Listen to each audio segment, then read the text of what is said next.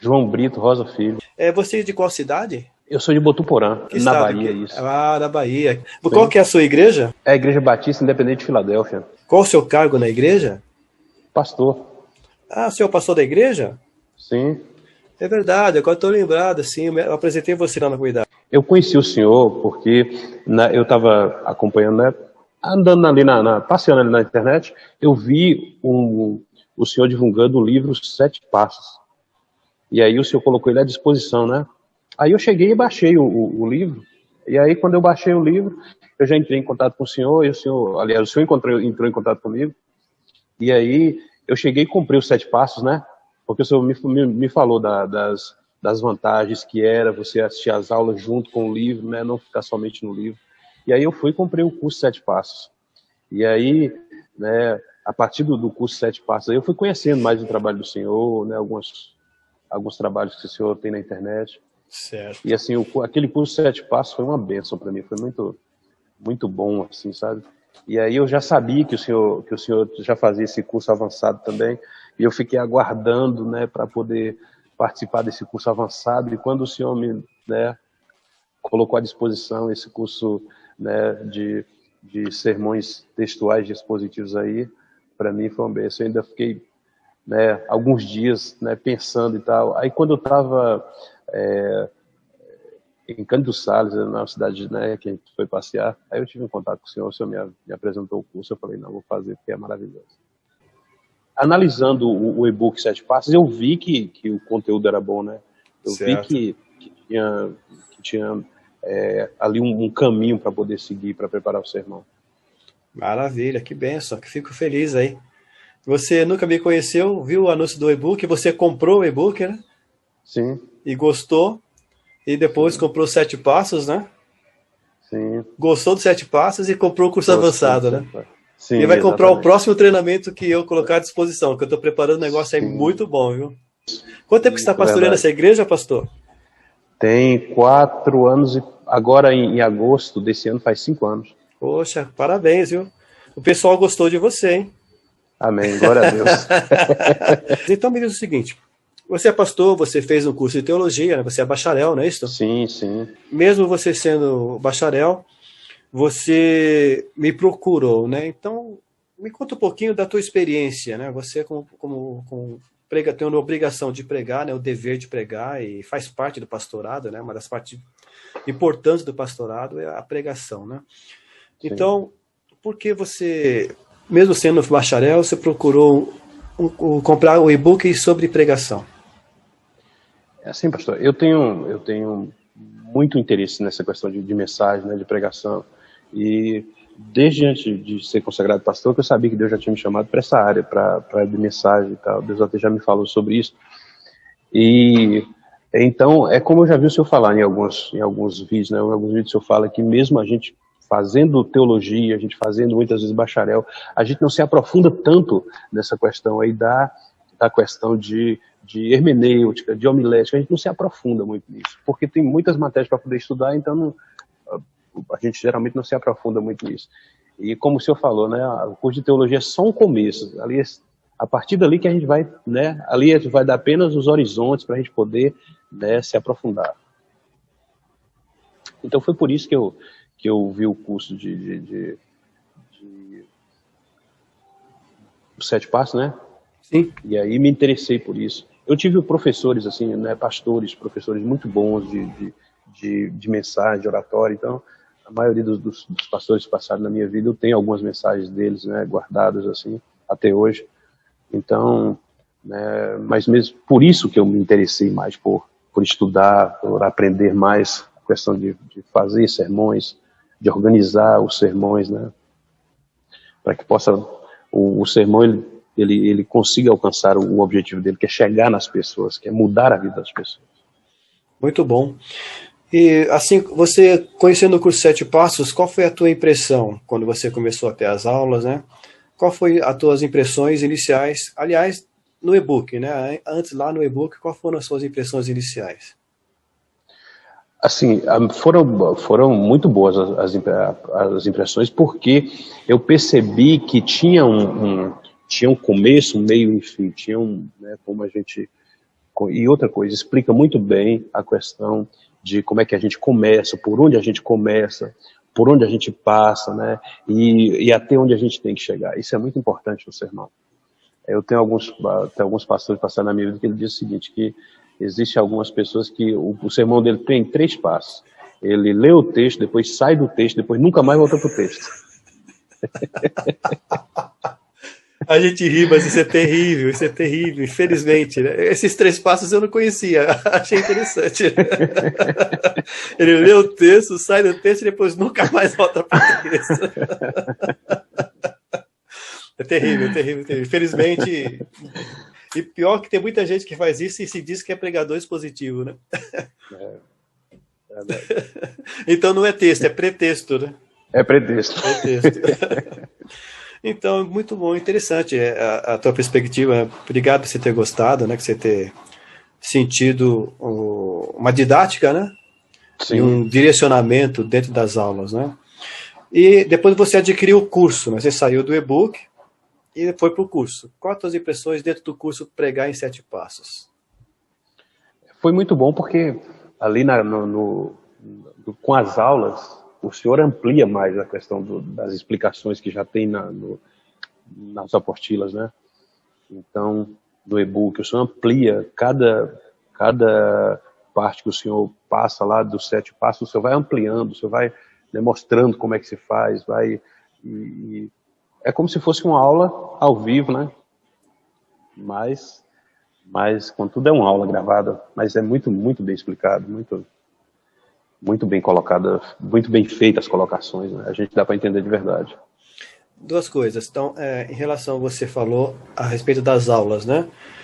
Muita gente tem medo de aulas online. Eu creio que na pandemia isso quebrou bastante, né? Mas, eu também creio que sim. Mas mesmo assim, muita gente ainda tem receio de aula online. Ele acha que a aula tem que ser presencial. Então, o que você poderia falar em relação a isso? Da aula presencial, aula online. A aula online, ela perde muito a presencial? Ela equivale? Como você pode me falar sobre isso? Assim, eu vejo que a aula online, ela é no caso, né, do senhor, assim, que eu não conheço outros cursos assim, mas pelo menos os cursos que o senhor faz são cursos muito bons, porque realmente é como se o professor estivesse acompanhando ali, né? Então, às vezes fica alguma dúvida em algum ponto, você volta à aula novamente, e aí você consegue entender aquele ponto. Ou talvez, se você não entende naquela aula, na próxima aula você entende, né? As coisas vão ficando eu acho que uma questão positiva das aulas é que elas vão ficando cada vez mais claras, né?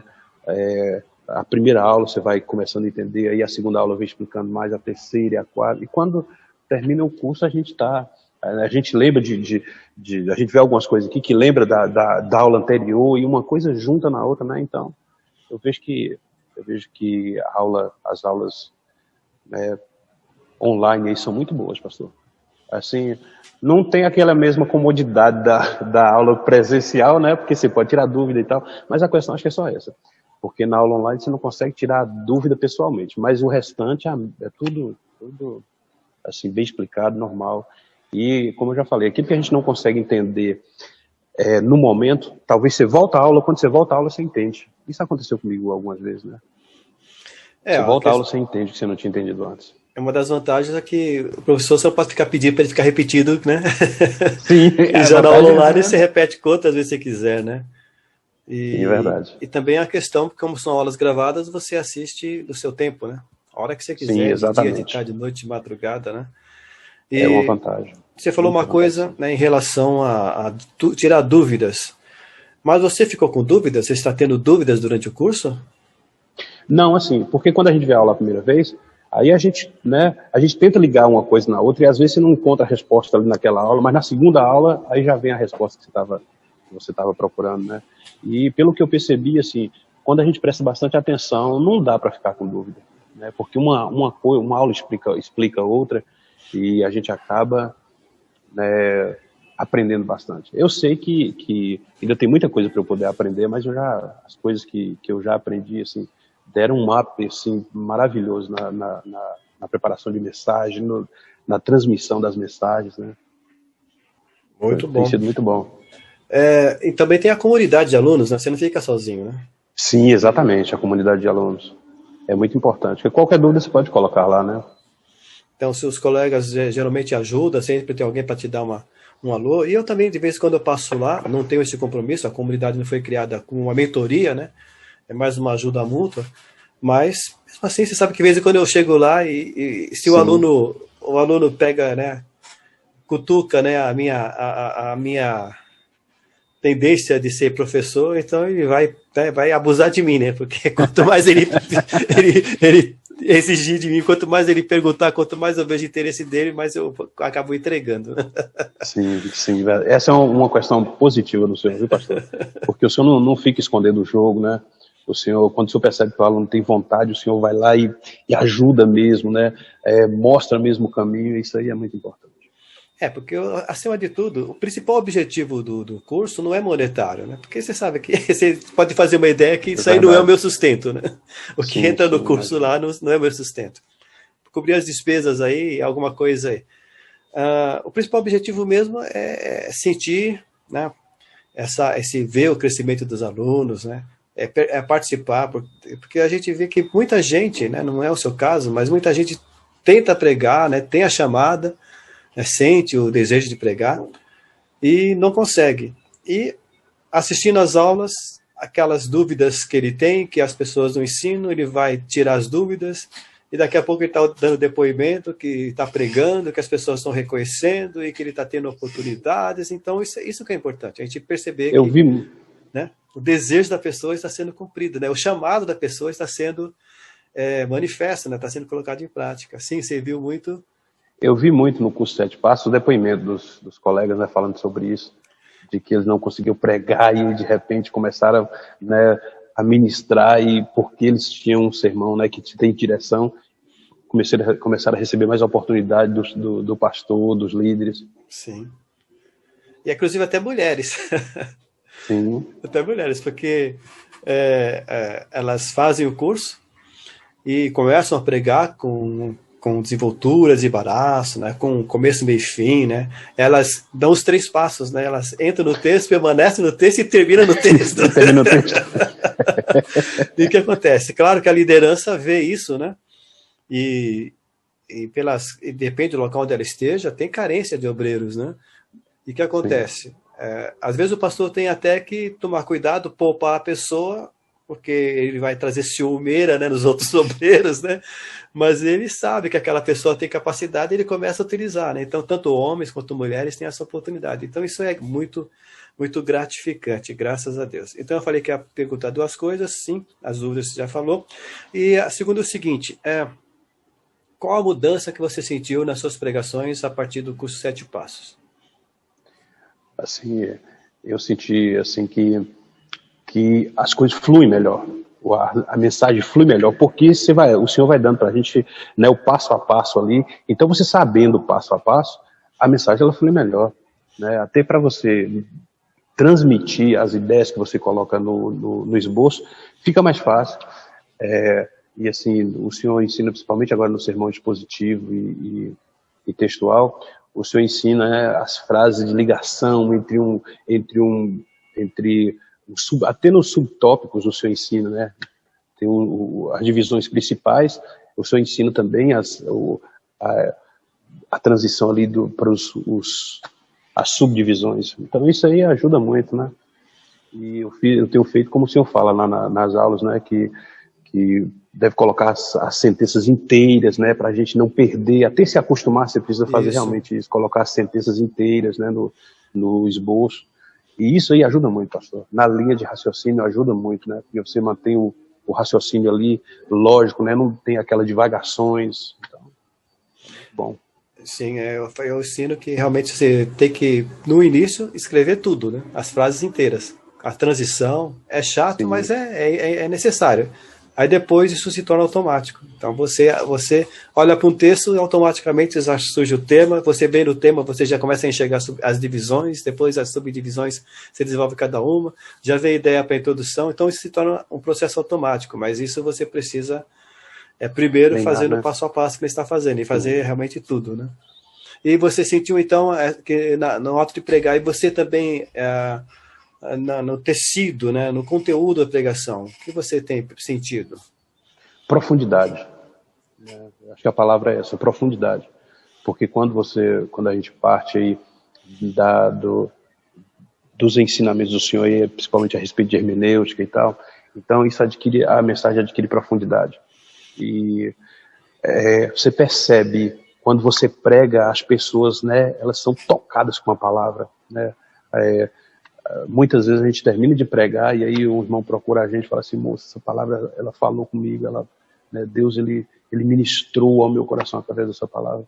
Então, não é aquele negócio, pastor, de a gente deixa de falar o que acha do texto e começa a retirar o que realmente o texto tem. Isso aí faz toda a diferença, né?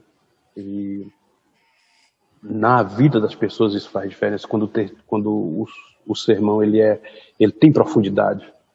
E a gente adquire a profundidade justamente fazendo aquele espaço lá que o senhor ensina, né? É cansativo, mas é necessário, né? É necessário, é verdade. Eu ainda estou aprendendo. É garimpar, é quebrar a pedra mesmo, pegar a picareta, né? Não é só ficar na superfície, né? Eu costumo falar que às vezes é preciso tirar leite de pedra. Leite de pedra. Mas o que acontece é que depois você tem assunto para muitas e muitas e muitas mensagens, né? Naquele texto que você se aprofunda, né? Abre tremendamente, você às vezes tem condição até de pegar um ano inteiro em cima daquele texto, né? Sim, verdade. E uma das coisas que... Sim, pode falar. Uma das coisas que o senhor falou ali nas aulas é o seguinte, aqui, por exemplo, quando eu estou fazendo bastante agora o sermão textual, né? Estou treinando bastante o sermão textual. Muito bom. E aí o senhor falou o seguinte, que no sermão textual você tem aquele sermão dali que você tira, né? Ele é a base de tudo, ele é a base das divisões principais, mas a gente pega outros textos para poder fundamentar o sermão, que são apenas entre 3 e 5 versículos no máximo. Isso, né? Mesmo. Então, mas mesmo naqueles textos que a gente vai usar, né, é bom a gente fazer uma exegese nele, ter um conhecimento dele. Sim. E isso, pastor, tem sido assim muito útil, porque na hora de pregar, a gente prega com autoridade. Por quê? Porque quando você vai citar o texto, você sabe o que está falando lá, você não vai só citar um texto sem saber qual é o contexto dele e o que ele está falando. Então, né, nas mensagens aqui, eu tenho tido essa facilidade. Quando eu estou ministrando, que eu vou citar o texto, né, para referência ali das divisões principais, eu sei o que está falando lá. Então eu prego com segurança, porque eu sei que depois alguém não vai chegar para mim, mas lá está falando aquilo outro. Não, porque eu sei exatamente o que o texto está falando lá, né? Eu sei o contexto do que está acontecendo lá. Então, assim, dá uma autoridade na hora da ministração que é maravilhosa. É verdade, é verdade. Você realmente fica com uma segurança, né? E você transmite isso. A igreja percebe que você tem convicção naquilo que você está falando, né? Se não tiver, não adianta. A igreja percebe que você está falando uma coisa pisando fofo, né? Não, você está pisando na rocha mesmo, com solidez, a igreja sente isso. E o que acontece? Sim, a igreja se abre mais à palavra, né? Verdade. Ela entende que realmente está sendo ministrada pela palavra de Deus. E o que me diz o seguinte, mais alguém comentou contigo, que notou mudança nas suas pregações? Sim, desde a época dos 7 passos, né? Alguns irmãos falaram comigo. Falou assim que estava achando que as mensagens estavam mais embasadas, né? Não é que estavam mais embasadas, elas começaram a gostar mais da mensagem. Então você acredita que elas começaram a gostar mais da mensagem devido a quê? Devido à questão quem sabe, de organização, de mais clareza, né? Mais nitidez, porque o curso ele traz muito isso, né? Nitidez, organização. Então, todo mundo gosta de entender o que está ouvindo. Então, isso é muito importante. E o senhor falou um negócio nas aulas do senhor, né, que eu percebo, assim, porque o senhor fala assim, olha, quando você começar a fazer as suas mensagens mesmo, quando você começar a tirar as suas mensagens, você não vai... mensagem de outras pessoas, quer dizer, esboços de outras pessoas, não vai ser todos que vai chamar a tua atenção. Porque você vai estar fazendo o esboço, né, de forma mais profunda, e você vai perceber que aquele esboço você achava que era, né, quando você vai perceber, você vai ver que não está mais te chamando tanta atenção como talvez chamava antes. Então, para você encontrar um esboço que te chame a atenção hoje, não é porque a gente é melhor, assim, é como o senhor fala, a gente precisa ter humildade e tal, não criticar sermão dos outros, nem esboço dos outros, mas a gente percebe que o nosso critério muda, né? A nossa, como é que eu vou dizer? As exigências para um sermão, ele muda, ele fica mais profundo. Isso é natural, né? Natural porque você começa a ter uma visão mais profunda, uma visão mais criteriosa, né? E você começa a perceber que se uma pregação ela não tem profundidade, se uma pregação está confusa, então realmente aquilo acaba você não tendo aquela... na verdade, você sente dificuldade em ouvir, né? Sim. Você sente dificuldade. Se dispersa, né? Se dispersa, porque você não está tendo um pensamento coerente. E você falou, né, que a igreja percebe mais clareza, e eu acredito, né, pela minha experiência, que realmente seja isso. A igreja percebe mais clareza, a igreja está entendendo o que você quer dizer, desde a introdução, né, como você está seguindo os 7 passos, desde a introdução, você não está enchendo, fazendo uma introdução gigante, não é isso? Fazendo uma introdução sucinta, de 5 minutos, uma introdução que realmente vai ao ponto, uma introdução que realmente chama a mensagem, não fica dando contexto para a igreja aqui. A igreja não quer saber de contexto, a igreja quer saber aquilo para ela hoje, né? Então, você, desde o título, desde a introdução, você chamando a atenção da igreja, você trazendo para a igreja, fazendo uma promessa para a igreja, o que você vai falar, e você desenvolvendo aquilo na mensagem, concluindo, fechando naquilo, puxa, é maravilha. A igreja fica muito satisfeita e fala, puxa, agora eu estou entendendo, né?